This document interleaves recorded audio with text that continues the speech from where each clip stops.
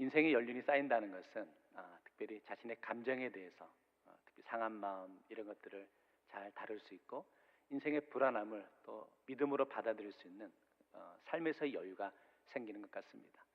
그러나 젊다는 것은 때로는 반항하게 되고 이탈하게 되고 감정적인 동요가 있는 것을 보게 됩니다. 성도 여러분, 우리 인생에서도 삶의 인생의 연륜이 쌓여가시면서 여러분의 삶의 모습에서 뭔가 좀 변화되어지고 또 때로는 참고 인내하고 넘어가는 성숙됨의 모습들이 보이시는지요? 이 모습은 신앙생활에도 중요한 것 같습니다. 신앙생활 속에서도 우리가 때로는 흔들리고 어려운 시간들을 맞이하게 될 때가 있죠. 그러나 신앙의 연륜이 쌓여가면서 그 불안하고 두려웠던 순간들을 믿음으로 또 하나님을 의지하는 마음으로 잘 이겨낼 수 있다라고 여겨지는데, 오늘 본문에 등장하는 다윗, 아직까지 그의 마음속에 하나님을 향한 그 믿음, 열정 이런 것들이 연약한 모습들을 보게 됩니다. 하나님을 향한 열정이 부족하다 보니까, 하나님을 향한 믿음이 부족하다 보니까 정말 그 마음속에 흔들리고 감정적인 동요가 자꾸 일어나는 것을 보게 되는 것이죠. 지난 시간 말씀은 이런 내용이었습니다. 사울이 살기가 등등해서 다윗을 위협하고 죽이기 위해서 끝까지 쫓아가서 자격을 보내게 되죠. 그럼에도 불구하고 다윗을 죽이는 것에 실패하게 되었습니다. 라마 나요스에 숨어져 있다는 소식을 듣고 마지막으로는 사울이 직접 찾아가게 되었죠. 그런데 사울도 역시 성령에 붙들려서 예언을 하고 밤낮 옷을 벗은 채 부끄러운 채 시간을 보냈던 것을 보게 됩니다. 그러면서 19장의 말씀은 이제 마치게 되었죠. 어떤 면에서 보면 다윗은 그 순간 하나님께서 다윗을 보호하고 계심을 강하게 경험했고 고백했던 순간이었죠. 그런데 그만 오늘 20장의 말씀에서 그 다윗의 마음 가운데 그의 믿음이 흔들리고 있는 모습을 보게 되는데, 이 라마 나요스에 있다가 이 라마 나요스를 도망가는 그러한 장면이 본문의 말씀인데, 20장 1절에 이렇게 시작하고 있는 것을 보게 됩니다. 다윗이 라마 나요스에서 어떻게 했다고요? 도망하여. 라마 나요스를 도망했다는 것은 굉장히 중요한 의미를 갖고 있죠. 왜냐하면 이 라마 나요스에 선지자 누가 있었습니까? 사무엘이 있었죠. 사무엘이 있었다는 것은 다윗이 영적인 지도자 사무엘을 의지하고 그의 보호 아래 있었다는 겁니다. 라마 나요스에 사무엘이 있었다는 것은 궁극적으로는 하나님께서 다윗과 함께 하셨음을 고백하고 있는 거죠. 그런데 라마 나요스에서 이 다윗은 여전히 불안한 마음을 갖고 있었다는 거죠. 그래서 라마 나요스를 도망하였다. 하나님을 끝까지 붙들고 나아가지 못한 채 다윗은 불안한 마음에 그 라마 나요스를 피해 도망가고 있는 것을 보게 됩니다. 그런데 안타까운 것은 다윗이 도망하여 찾아간 만났던 인물이 누구냐는 거예요. 오늘 본문에 보니까 요나단이라는 거죠. 왜 다윗은 라마 나요스에서 하나님을 끝까지 의지하지 못하고 도망가 요나단을 만나게 되었을까? 요나단은 어떤 위치에 있었습니까? 사울 왕의 아들이었습니다. 이스라엘의 왕자였습니다. 결국 무엇을 의미합니까? 다윗이 지금 눈에 보이지 않는 하나님을 의지하는 것보다 내 눈에 보이는 사울 왕의 아들 요나단을 붙들고 의지하면 이 위기, 죽음의 위기에서 모면할 수 있지 않을까라는 마음으로 다윗은 라마 나요스를 도망하여 요나단을 향해 갔던 것을 보게 됩니다. 다윗이 요나단을 만나서 궁금한 게 있었습니다. 왜 사울 아버지가 자신을 죽이려 하는지 그것을 묻고 싶었다는 거죠. 너무나 그런데 안타까운 모습으로 오늘 본문의 말씀은 시작하고 있는 것을 보게 됩니다. 성도는 오늘 20장의 말씀을 묵상하면서 우리가 고백하고 싶은 것, 또 배우고 싶은 것은 뭐냐면, 결국 우리는 하나님을 의지하는 삶을 살아갈 것이냐, 아니면 인생의 불안한 상황 가운데 사람을, 인간의 상황과 조건을 의지하며 살아갈 것이냐를 우리가 결단할 수 있어야 되는 것이죠. 오늘 사건 이후로 결국 다윗은 이제 도망자의 삶을 살아가게 되는 것이죠. 광야에 시간을 보내면서 사울을 피해 도망 다니게 되는 계기가 되는 사건이 오늘 본문의 말씀이죠. 오늘 말씀 함께 묵상하면서 저와 여러분 인생 가운데 우리가 위기와 어려움 속에 갈등의 순간 가운데 이 문제를 어떻게 다루어야 되는지가 중요하고, 믿음의 사람은 결국은 끝까지 하나님을 붙들고 의지하는 것이 성도의 지혜구나라는 것을 함께 고백할 수 있기를 원합니다. 첫 번째, 그래서 배경인데요, 다윗과 요나단의 만남이죠. 어쨌든 간에 이런 상황에서 다윗은 요나단을 찾아갑니다. 요나단에 가면 뭔가 답이 있을 것 같고 방법이 생길 것 같았습니다. 그런데 안타까운 것은 하나님께서 다윗에게 기름 부은 후에 제일 먼저 훈련시키고 싶었던 것은 기다림의 시간이었죠. 하나님의 시간표에 하나님이 회복해 주시는 것을 다윗에게 가르쳐 주고 싶었지만 다윗은 기다리지 못한 채 라마 라옅을 도망하여 요나단에게 쫓아간 것을 보게 됩니다. 여러 가지 계산 가운데 다윗은 요나단에게 찾아갔죠. 그리고 요나단에게 이렇게 따지고 있는데, 당신의 아버지가 계속해서 나를 죽이려 하는데 왜 그런지 모르겠다라고 따지고 있는 장면, 1절 말씀인데 같이 읽어보겠습니다. 시작. 다윗이 라마 나옅에서 도망하여 요나단에게 이르되 내가 무엇을 하였으며 내 죄악이 무엇이며 내 아버지 앞에서 내 죄가 무엇이기에 그가 내 생명을 찾느냐. 이 한 구절에서 똑같은 단어가 4번 반복되는데 어떤 단어인지 보이십니까? 내가 무엇을 했고 내 죄가 무엇이고 또 내 죄가 무엇이길래 그가 내 생명을 찾으려 하느냐. 이 나라는 표현이 4번이나 등장하는 것을 보게 됩니다. 우리가 글을 읽지만 그 글 속에 나오는 인물이 어떤 표정인지 대충 우리가 알 수 있는 그런 상황들도 있잖아요. 오늘 말씀에서 다윗이 요나단에게 표현하고 있는 모습 가운데 어떤 표정으로 요나단에게 이야기했을지 대충 상상이 되는 그러한 장면 아닙니까? 이랬을 것 같아요. 굉장히 막 격앙되었을 것 같아요. 다윗의 얼굴은 빨개졌을 것 같아요. 한 손가락은 아마 올라왔을 것 같아요. 요나단이 삿대질하면서 도대체 내가 뭘 잘못했길래 당신의 아버지가 이렇게 나를 죽이려 하느냐라고 막 따지고 있었을 것 같아요. 지금 다윗의 마음에 있는 단어는 오직 한 단어밖에 없었습니다. 어떤 단어입니까? 아까 무슨 단어가 4번 반복됐다고요? 내가, 나라는 거예요. 자신의 그 모습에 갇혀서 문제의 답을 찾지 못하고 그만 영적으로 무너지고 있는 것을 보게 됩니다. 성도 여러분, 깨닫는 게 있습니다. 사람이 영적인 위기에 빠지면 자기 문제에만 집착하게 되고 몰두하게 되는 것을 보게 되는 거죠. 성도 여러분, 다윗은 지금 흥분되어 있었습니다. 그런데 사단이 다루기 제일 쉬운 인물이 누구냐? 결국은 자기 자신에 흥분되었고 분노하는 사람이라는 거죠.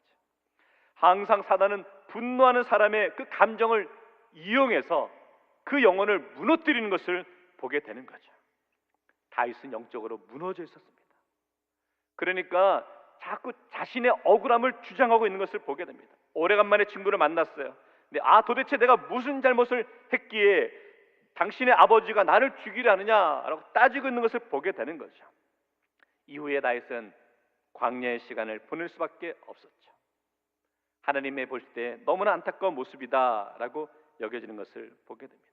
어쨌든 이 상황으로 인해서 다윗은 광야로 나가게 되죠.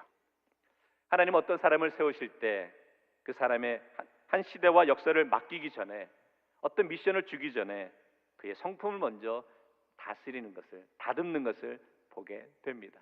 가장 대표적인 인물 모세겠죠. 모세가 젊은 시절 혈기왕성했을 때 실수로 사람을 죽이게 되고 광야로 피신하게 되죠.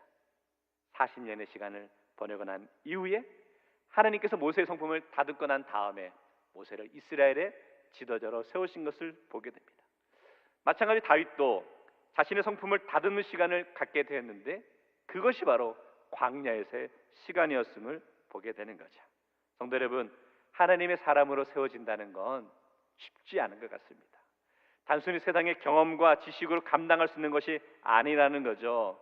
성도 여러분, 특별히 주님이 맡기신 직분을 감당하는 직분자 여러분, 하나님께서 우리에게 직분을 맡기실 때 가장 우선하는 것은 우리의 성품과 우리의 영적인 모습을 훈련시키시고 다듬는다라는 것을 기억할 수 있기를 원합니다. 그래서 이렇게 다듬어가는 시간 가운데 우리는 늘 하나님의 음성에 귀 기울이고 하나님의 말씀대로 따라가기 위해 애쓰고 수고하는 그런 모습이 필요하겠지요. 먼저는 하나님의 때를 기다릴 줄 아는 성숙한 성도 되시기를 주의 이름으로 축원합니다.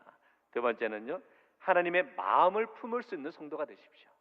다윗은 자기밖에 없었어요. 자기의 억울함을 요나단에게 따지고 있는 것을 보게 됩니다. 그러니까 하나님의 뜻을 거역해서 라마 나옅을 도망가잖아요. 하나님 뜻을 기다리지 못한 채 도망가고 있는 연약함의 모습을 보게 되죠. 자, 어쨌든 간에 다윗이 그렇게 이야기하니까 요나단 입장에서는 좀 황당했던가 봅니다. 요나단이 다윗에게 이렇게 말하고 있는데 2절 말씀을 같이 한번 읽어볼까요? 시작. 요나단이 그에게 이르되 결코 아니라 내가 죽지 아니하리라. 내 아버지께서 크고 작은 일을 내게 알리지 아니하고는 행하지 아니하나니 내 아버지께서 어찌하여 이 일을 내게 숨기리요? 그렇지 아니하니라. 요약하면 그겁니다. 다윗, 무슨 말이야? 내가 아버지 사울을 잘 아는데 우리 아버지 그런 분 아니야 라고 이야기하고 있는 겁니다. 우리 아버지가 왜 당신 다윗을 죽이려 할까? 그렇게 말한 적도 없고 이해가 되지 않는다라고 하는 거죠. 사실 요나단 입장에서 이 다윗의 말을 듣고 다윗의 말을 받아들이는 게 쉬운 게 아니죠. 왜냐하면 자신이 알고 있는 아버지의 모습과 전혀 다르게 다윗이 지금 이야기하고 있기 때문에 받아들이기 힘든 그런 상황이라는 겁니다. 예를 들어 그런 겁니다. 제가 제 친구와 대화를 하는데 제가 이제 친구에게 이렇게 말하는 거예요. 친구야. 우리 아들은 참 아버지 말도 안 듣고 공부도 되게 못하고 얼굴도 못생기고 참 답답하다라고 제가 친구에게 푸념적으로 얘기하는 거예요. 근데 옆에 친구가 저에게 이렇게 이야기하는 거죠. 그래, 네 아들은 얼굴도 못생기고 공부도 못하고 답답하더라. 그러면 제가 기분이 어떨까요? 비록 저는 그렇게 얘기해도 그 친구는 이렇게 얘기하면 안 되죠. 지금 이런 상황이라는 거야. 요나단이 말하자면 다윗이 하는 이야기가 요나단이 듣기에는 좀 불편한 이야기라는 거야. 그런데 요나단의 위대함은 다윗의 그 이야기를 받아주고 있어요. 받아주고 순응하고 있는 모습을 보게 되는 거죠. 성도, 이 일이 쉬운 일이 아니라는 겁니다. 받아들이기 어려운 이야기도 받아들이는 모습, 참 그 모습이 귀하지 않을까요? 어떻게 요나단은 다윗이 하는 이야기, 자신이 알고 있던 아버지 모습이 아님에도 불구하고 받아들일 수 있었을까? 그런 것 같아요. 요나단과 다윗 간의 믿음 안에서 신뢰하는 관계가 되었기 때문에 요나단은 다윗의 그 이야기를 받아주고 수용하고 신뢰하는 것을 보게 되는 거죠. 성도 여러분, 깨닫습니다. 우리가 다른 이와 이야기를 할 때 그 다른 이의 이야기를 받아들일 수 있다는 건 결국은 신뢰의 관계가 될 때 받아들일 수 있구나라는 것을 깨닫습니다. 사랑의 관계가 될 때 이루어질 수 있는 모습이구나라는 것을 깨닫게 되고, 그래서 저는 이렇게 권면드리고 당부드리고 싶습니다. 우리 대구제일교회에서 먼저는 목회자와 성도 간에 서로 신뢰의 관계가 되기를 주의 이름으로 축원합니다. 그래서 서로 권면하고 서로 받아줄 수 있는 그런 넉넉함의 모습이 있으면 좋겠습니다. 두 번째는 성도와 성도 간의 관계 속에서도 서로 신뢰하기에 서로 이야기를 듣고 받아주고 품어줄 줄 아는 그런 넉넉한 마음을 갖는 성도와 성도 간의 관계가 되시기를 주의 이름으로 축원합니다. 그런데 더 중요한 건 하나님과 나와의 관계에서도 신뢰의 관계가 되어야 한다는 거예요. 때로는 하나님 앞에 우리가 간구합니다. 기도합니다. 그럴 때 하나님께 우리가 들려주시는 음성이 있습니다. 그런데 하나님이 우리가 들려주신 음성 가운데 내가 듣기에 불편한 음성을 들려줄 때 있지 않으세요?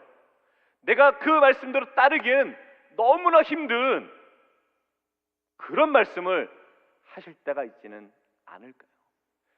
나는 원치 않는데 하나님이 우리에게 말씀하시는 거죠. 너 그거 내려놓아야 돼.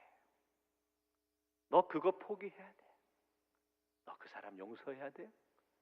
너 그 사람 품어줘야 돼. 그런 말을 들을 때 우리 마음속에 불편함이 있을 수 있겠죠.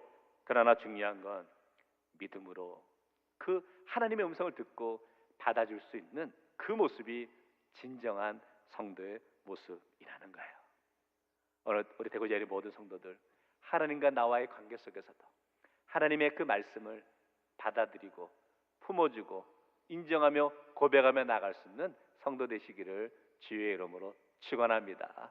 가만히 보니까 오늘 상황에서 왜 이런 일이 벌어졌느냐, 다윗과 요나단이 서로 오해하는 관계가 벌어졌느냐, 그것은 다 사울 때문이었더라고요. 사울이 다윗과 요나단을 이간질시키고 있는 것을 보게 되는 거죠. 이런 거죠. 사울이 요나단 앞에서는 다윗을 칭찬하는 거죠. 다윗 좋다라고 하다가 막상 사울은 다윗을 보면 자격을 버리고 죽이려고 했던 것을 보게 되는 거죠. 아마 오늘 다윗과 요나단이 서로 만나서 대화하지 않았다면 다윗과 요나단은 서로 오해와 갈등의 모습으로 끝을 맺을 수도 있었죠. 다윗 입장에서는 요나단이 왜 자신을 보호해주지 않나 서운한 마음을 가질 수 있었겠죠. 요나단 입장에서는 다윗이 왜 이유도 없이 자신을 피하고 도망다니지? 라고 오해할 수도 있었겠죠. 그런데 이 갈등을 풀어가는 방법이 뭐냐? 서로 만나 대화로 풀어가는 것을 보게 되는 거죠. 성도들, 혹시 우리 가운데 성도와 성도 간의 관계 속에서 또 삶의 자리에서 다른 이와의 관계 속에 갈등이 있으십니까? 그렇다면 갈등을 풀어가는 첫 번째는 서로 대화하셔야 되는 거죠. 믿음 안에 대화로 그 문제를 풀어갈 수 있는 성도가 되기를 원합니다. 대화하지 않게 되면 서로 서운하게 되고 섭섭한 마음을 갖게 되면 그 문제가 꼬이고 풀리지 않는 것을 보게 되는 거죠. 서로 대화하지 못하도록 꽁한 마음을 주는 건 사단의 계략이라는 거죠. 마음을 불편하게 하는 거죠. 성도 여러분, 하나님의 백성들은 더욱더 이 관계를 회복하기 위해 갈등이 있다면, 오해가 있다면 서로 대화의 자리로 나아갈 수 있는 성도가 되기를 원합니다. 다 그런 것 같아요. 우리가 믿음 안에서 받아주지 못할 것도 없고 믿음 안에서 풀지 못할 것도 없습니다. 아멘. 다시 하겠습니다. 믿음 안에서 받아주지 못할 것도 없고 믿음 안에서 풀지 못할 것도 없는 줄 믿습니다. 아멘. 왜 억울한 일이 없겠어요? 때로는 괘씸할 때도 있겠죠. 때로는 서운할 때도 있겠죠. 그래서 우리가 이 자리에 나와서 예배드리고 기도하는 겁니다. 세상 속에서 다른 이와의 관계 속에서 서운하고 섭섭하고 갈등이 나고 속상하죠. 그럴 때 인간적으로는 풀고 싶은 마음이 안 생길 때도 있죠. 그렇기 때문에 믿음으로 풀어가야 되는 거예요. 오늘 이 밤에 우리가 기도할 때 혹시 우리 마음 가운데 하나님께서 우리에게 들려주시는 그런 음성이 있으십니까? 누구와의 갈등을 풀어갈 때 네가 먼저 손 내밀고 네가 먼저 품어주고 감싸주어라 라고 말씀하시는 그 음성에 순종합시다. 끝까지 순종하며 나갈 수 있는 성숙한 성도 되시기를 주의 이름으로 축원합니다. 두 번째는요, 광야로 내몰리는 다윗의 모습이 보이는데 다윗이 마음이 급하긴 급했는가 봐요. 3절 말씀에 이렇게 표현하고 있어요. 보니까 나와 죽음의 사이는 한 걸음뿐이다. 너무 가까이 있다라고 하는 거죠. 죽음의 그림자가 왔다 갔다 한다라고 하는 거죠. 안타까운 모습은 분명히 19장에서 다윗이 죽을 고비를 몇 번이나 넘겼잖아요. 사울이 보낸 자객들을 통해서도 하나님이 지켜주셨던 경험했잖아요. 그런데 그만 여전히 다윗은 사울이라는 그 존재의 공포와 두려움에 쌓여 있었던 것을 보게 됩니다. 이제 다윗은 믿을 사람은 요나단밖에 없다고 여기는 거죠. 매달리고 있는데 그 장면이 이제 5절부터 쭉 나오고 있는데요. 우리 5절 말씀 같이 읽어볼까요? 시작. 다윗이 요나단에게 이르되 내일은 초하루인즉 내가 마땅히 왕을 모시고 앉아 식사를 하여야 할 것이나 나를 보내어 셋째 날 저녁까지 들에 숨게 하고 6절도 같이 볼까요? 시작. 내 아버지께서 만일 나에게 대하여 자세히 묻거든 그때 너는 말하기를 다윗이 자기 성읍 베들레헴으로 급히 가기를 내게 허락하라. 간청하여 싸우니 이는 온 가족을 위하여 거기서 매년제를 드릴 때가 됨이니이다 하라. 이스라엘 민족은 새로운 달이 되면 함께 모여서 첫 3일 동안 예배 제사를 드렸다고 합니다. 그러면서 이제 왕의 식구들과 또 대신들을 모아서 자기 식탁에 앉아서 대화도 하고 국가에 대해서 논하기도 하는 그런 시간을 가졌대요. 그런데 이제 다윗은 지금 이렇게 왕의 식탁에 앉아 있다가는 뭐 언제 이 창이 날라올지 모르니까 불안한 마음에 그 모임에 참석할 수 없겠다는 거죠. 그래서 다윗이 요나단에게 말을 하는데 이렇게 말을 하는 거야. 요나단, 내가 3일간 에셀 바위 밑에 숨어 있을 텐데 앞으로 이렇게 합시다 하면서 당신 아버지 사울이 3일 가운데 다윗이 안 보이네 라고 한다는 거죠. 그러면 요나단이 다윗이 지금 초하러 나서 자기 가족들이 있는 고향집으로 예배드리러 갔습니다 라고 그렇게 말해달라는 거예요. 그럼 사울이 이제 두 가지로 반응할 수 있다는 거죠. 첫째는 뭐냐면 대수롭지 않게 사울이 그래? 고향에 갔어? 알았어. 그러면 사울이 다윗을 죽이고자 하는 마음은 없구나 라는 것을 알 수 있다는 거죠. 근데 반대로 사울의 반응이 뭐라고? 내게서 떠났어? 이 고얀 놈 있나? 당장 잡아와 라고 하면 여전히 사울이 다윗을 죽이려 하기 때문에 이제 나는 사울께서 떠나 도망가야 되겠구나 라고 여기겠다는 거죠. 자, 이렇게 다윗과 요나단이 서로 대화를 했어요. 근데 어려움이 있지. 어떤 어려움이냐면 사울이 어떻게 대화했는지를 알려줄 수 있는 방법이 없다는 거예요. 요나단이 다윗에게 어떻게 알려줘야 될지 알지 못했는데, 그래서 요나단과 다윗이 서로 이제 작전을 짭니다. 이런 작전을 짜게 되죠. 이제 요나단이 말하는 거예요. 우리 아버지가 만약에 다윗을 잡아와라, 죽이겠다라고 하면 요나단이 다윗이 숨어있는 에셀바위 쪽으로 활을 쏘겠다는 거예요. 활을 쏘는데 그 화살이 그 바위를 지나가면, 더 멀리 가면 지금 사울왕이 다윗을 죽이려 하니까 당신 빨리 도망가시오 라는 뜻이고, 요나단이 화살을 쏘는데 그 바위보다 앞에 이전에 떨어지면 안전하니까 이제 나와서 아버지한테 같이 가자라고 서로 하기로, 사인을 주고받기로 약속하게 되고 헤어지게 되죠. 그 후에 다윗은 사흘간 에셀 바위에 숨어 있었죠. 아마도 다윗의 인생의 기로에 놓여 있었던 시간이었겠죠. 아마도 3일이 30년과 같은 그런 시간처럼 여겨졌을 겁니다. 그때 답답했겠죠. 아마 그 시간 다윗은 하나님께 매달리고 간구하고 기도하고 있었다라고 여겨집니다. 자, 본문에서 요나단이 다윗을 숨겨주고 도망가게끔 하고 난 다음에 사울을 만나게 되었죠.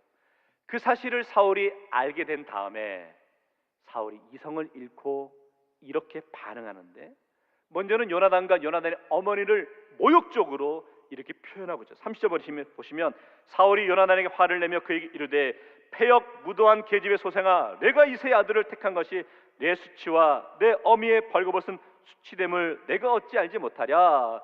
사울이 다윗을 부르는데 다윗이라고 부르지도 않고 이새의 아들 이름도 부르고 싶지 않았다는 거예요. 그만큼 막 격분했었던 것을 보게 되죠. 그러면서 사울이 요나단을 참 한심스럽게 여기는 거죠. 이성을 잃고 마는 것을 보게 됩니다. 왜 이런 모습이 나타날까? 사단이 주는 마음이라는 거죠. 오히려 자기 뜻대로 해야 되는데 그것이 이루어지지 않으니까 속상한 마음에 막 내뱉고 있는 모습을 보게 됩니다. 31절은 같이 읽어볼까요? 시작. 이새의 아들이 땅에 사는 동안은 너와 내 나라가 든든히 서지 못하리라. 그런즉 이제 사람을 보내어 그를 내게로 끌어오라. 그는 죽어야 할 자이니라 한지라. 사울은 아들 요나단이 자신의 마음을 알아주지 않는 것에 대해서 서운하게 여겼어요. 겉으로 보면 요나단을 위하는 것처럼 여겨지지. 야, 다윗 살려놓으면 요나단 네가 왕이 되지 못하는데 그거 괜찮아? 라고 겉으로는 표현하고 있지만 속으로는 왜 다윗을 죽이려 합니까? 다윗은 만만이고 자신은 천처. 자신보다 높아지는 다윗이 괘씸했던 거죠. 그래서 그를 죽이려고 했던 것을 보게 됩니다. 그런데 그것이 되지 않으니까 사울은 더 극단적인 행동을 취하는데 33절에 보면 더 심하게 나오죠. 어떻게 나오냐? 사울이 요나단에게 단창을 던져 죽이려 한지라. 성도 여러분, 사울은 자신의 뜻대로 되지 않으니까 이제 아들 요나단마저 죽이려 하는 모습을 보게 되는 거죠. 인생은 결국은 영적 싸움임을 깨닫습니다. 우리가 영적으로 하나님 앞에 바로 서 있지 않을 때 사단은 우리를 넘어뜨리기 위해 수단과 방법을 가리지 않고 아버지와 아들 사이에도 갈등을 일으키는 것을 보게 되고, 아버지가 아들을 죽이려 하는 상식적으로 이성적으로 이해되지 않는 일을 벌이는 것을 보게 됩니다. 왜? 자기 뜻대로 되지 않을 때 이성을 잃고 마는 것을 보게 되는 거죠. 성도 여러분, 우리 인생에서도 그렇잖아요. 내 뜻대로 내 계획대로 되지 않을 때가 있죠. 그럴 때 어떤 마음이 드십니까? 울분이 생기고 화가 나고 감정을 다스리지 못할 때가 있지 않으십니까? 그 순간은 사단이 우리를 영적으로 무너뜨리는 찬스임을 우리가 알아야 됩니다. 항상 우리가 영적으로 깨어있지 않으면 그런 사단의 꾀임에 넘어갈 수밖에 없다는 거죠. 오늘 우리가 이 시간, 이 밤에 이 자리에 나와 간구하고 기도하는 이유가 무엇입니까? 영적으로 무너지지 않기 위해서 이 밤에 나와 주님 앞에 엎드려 간구하고 기도하고 말씀을 붙드는 것 아닐까요? 다시 한번 이 밤에 주님 앞에 엎드리면서 우리의 영적인 모습이 세상의 상황과 형편 때문에, 나의 인간적인 감정 때문에 무너지지 않도록 우리가 주 앞에 엎드리고 구하며 나아갈 수 있는 심령이 되시기를 주의 이름으로 축원합니다. 자, 이제 사울 왕이 다윗을 죽이려는 의도를 요나단이 분명하게 알게 되었잖아요. 이 사실을 다윗에게 가서 알려주어야죠. 자, 그래서 이제 요나단이 다윗이 숨어 있는 에셀바이 쪽으로 오게 됩니다. 그리고 이제 화살을 쏘게 되는데 36절에 이렇게 말하죠. 아이에게 이르되 달려가서 내가 쏘는 화살을 찾으라 하고, 아이가 달려갈 때 요나단이 화살을 그의 위로 지나치게 쏘니라. 다윗이 숨어있던 바위를 지나가서 멀리 화살을 쏘았다. 그리고 이제 약속한 대로 이렇게 외칩니다. 37절, 아이가 요나단이 쏜 화살이 있는 곳에 이를 즈음에 요나단이 아이 뒤에서 외쳐 이르되 화살이 내 앞쪽에 멀리 있지 아니하냐. 다윗 보고 이제 도망가라라고 사인을 주고 있는 겁니다. 그리고 이제 이 함께 간 아이를 돌려보는 후에 마지막으로 요나단과 다윗이 마지막 작별 인사를 나누고 있는 장면이 오늘 말씀의 하이라이트인데, 우리 41절 말씀은 같이 한번 읽겠습니다. 시작. 아이가 가매 다윗이 곧 바위 남쪽에서 일어나서 땅에 엎드려 3번 절한 후에 서로 입맞추고 같이 울되 다윗이 더욱 심하더니. 이 장면은 지금 이제 요나단과 다윗은 마지막으로 헤어지고 있는 그런 상황입니다. 그런데 다윗이 요나단보다 더 많이 울었다라고 설명하고 있네요. 아마도 다윗의 마음속에 여러 가지 마음이 복잡하게 들었을 것 같습니다. 우리 한국 분들 눈 깜빡할 때 몇 가지 생각하신다고요? 한국 눈 깜빡할 때 몇 가지 생각? 5만 가지 생각하죠. 5만 가지. 우리 대단합니다. 다윗도 눈물 흘리면서 5만 가지 생각이 다 들었어요. 근데 그런 마음 가운데 이런 마음이 강했던 것 같아요. 요나단은 지금 자신을 살리기 위해서 아버지 곁을 떠나왔잖아요. 그냥 다윗을 찾아온 것은 목숨을 걸고 온 상황이었죠. 고맙기도 하고 미안하기도 하고 5만 가지 생각이 다 드는 거예요. 만감이 교차하는 거죠. 더 심하게 울고 있는 그런 상황이었어요. 그런데 역시 요나단은 믿음의 사람인 것 같아요. 이 상황을 이렇게 풀어가고 있는데 42절 말씀 같이 읽을까요? 시작. 요나단이 다윗에게 이르되 평안히 가라. 우리 두 사람이 여호와의 이름으로 맹세하여 이르기를 여호와께서 영원히 나와 너 사이에 계시고 내 자손과 내 자손 사이에 계시리라 하였느니라 하니, 다윗은 일어나 떠나고 요나단은 성읍으로 들어가니라. 자, 다윗과 요나단이 헤어지는 이 상황을 요나단은 하나님께서 함께하고 있으다라고 하면서 위로하고 있는 것을 보게 됩니다. 영원히 나와 너 사이에 여호와가 계실 테니까 우리가 이별하지만 서로 헤어지지만 너무 아쉬워하지 말자, 슬퍼하지 말자라고 이야기하고 있는 것을 보게 되는 거죠. 성도 여러분, 우리 인간관계 속에서 사람과 사람과의 생각과 그 욕심으로 관계를 이어가면 결국은 어그러지고 깨어질 수 있잖아요. 그런데 다윗과 요나단의 관계는 하나님이 맺어주신 하나님으로 이름으로 이어진 관계였기 때문에 서로 헤어지는 상황 속에서도 서로를 축복하고 서로 이렇게 헤어질 수 있는 모습을 보게 되는 거죠. 오늘 믿음의 공동체 속에서 우리의 관계는 하나님이 주시는 마음으로 이어지는 우리 대구제일의 모든 성도의 관계가 되시기를 주의 이름으로 축원합니다. 하나님이 우리가 허락하신 마음으로 하나가 됩시다. 이 마음을 품고 나갈 때 성도와 성도의 관계는 은혜의 관계, 사랑의 관계가 될 줄로 믿습니다. 우리 대구제일교회는 이렇게 아름다운 공동체, 아름다운 관계로 세워지기를 주의 이름으로 축원합니다. 결론 드리겠습니다. 하나님의 때를 기다릴 줄 알아야 한다는 거죠. 20장 말씀에서 다윗이 라마 나요스에 있다가 하나님의 때를 기다리지 못하고 요나단을 찾아 쫓아가게 되었죠. 라마 나요스는 하나님께서 다윗을 훈련시키시기 위해 기다림의 훈련을 시키기 위해 예비된 곳이었습니다. 그런데 다윗은 인간적인 마음에 그것을 도망하여 요나단을 쫓아간 것을 보게 되는 거죠. 여호와를 피해 인간을 의지하는 것이 자신의 인생에 안전하다고 여기는 그런 어리석고 연약함의 모습에서 오늘 사건은 출발했던 것을 보게 됩니다. 어쨌든 이런 상황으로 인해서 다윗은 이제 궁궐 생활은 끝이 나게 되었죠. 이제 영원히 사울 곁을 떠나게 되었습니다. 이제부터 본격적으로 사울은 다윗을 쫓게 되고 다윗은 사울을 피해 광야의 도망자의 삶을 살게 되었죠. 어느 우리 인생 가운데 하나님이 나에게 허락하신 삶의 자리와 상황에서 때로는 기다리고 묵묵히 참고 인내하며 나가는 그 모습이 중요하다라고 여겨지고 배우게 됩니다. 또 그렇지만 다윗은 광야의 시간이 또 헛된 시간은 아니었습니다. 비록 광야의 도망자의 삶을 살았지만 하나님은 그 시간을 통해 다윗을 더욱더 다듬어 가신 시간이었고 그 광야에서 다윗은 철저하게 배우게 되죠. 이제 내가 정말 의지하고 붙들어야 될 분은 하나님밖에 없구나라는 것을 광야에서 배울 수 있었다라는 거죠. 오늘 이 시간 성도 여러분 어떤 상황에 어떤 형편에 놓여 있으십니까? 그곳에서도 우리에게 중요한 것은 하나님만 의지하고 하나님만 붙들고 나아가는 것이 성도의 지혜라는 것을 깨달을 수 있기를 원합니다. 그곳이 광야이십니까? 그 광야에서도 하나님은 가르쳐 주시고 말씀하신다는 거죠.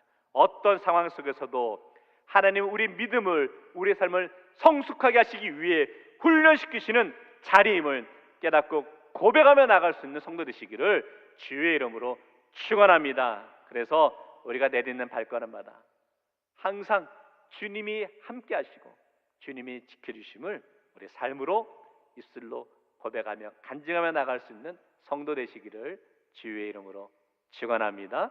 기도하겠습니다.